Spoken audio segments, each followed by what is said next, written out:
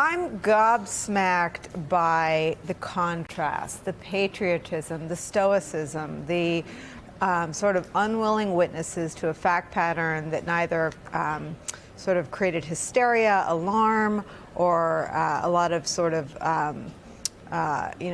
public sort of hand-wringing, but that they very calmly, meticulously took notes of the transgressions.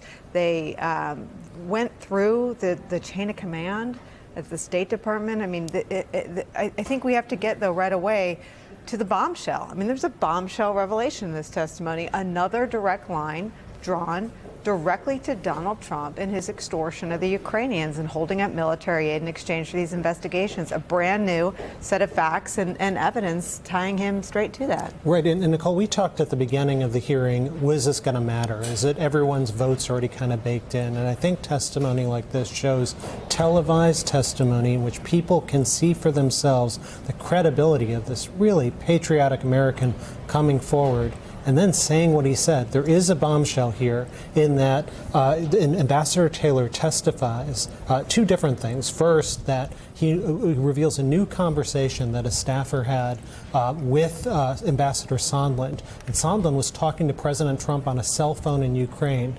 And that staffer basically reports that Trump cared only about getting to the Bidens, not about security for Ukraine or anything like that. So that's a new conversation we didn't know about. And then second, there was a whole thing we knew about, a text exchange between Sondland and Taylor that occurred on September 1st, in which the question that Taylor asked Sondland is, quote, "Are we now saying that security assistance in White House meetings are conditioned on investigations?" And the answer that Sondland gave, which we knew, was, "Call me."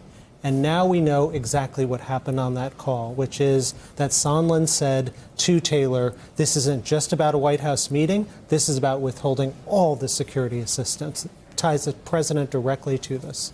George, on this bombshell, but then also just on what we've just been listening to. Absolutely. I mean, the point that you made, the stark contrast between these incredible public servants who serve with dignity for, in Taylor's case, I guess for 50 years. 50 years. Yeah. And Kent talking about how he's a third generation serving George now Kent, for 60 years.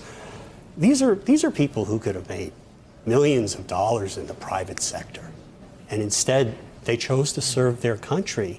And they're serving the cause of freedom in Eastern Europe and the national security of the United States, which both in Democratic and Republican administrations have determined that the national security of the United States depends on promoting freedom throughout Europe against Russian aggression.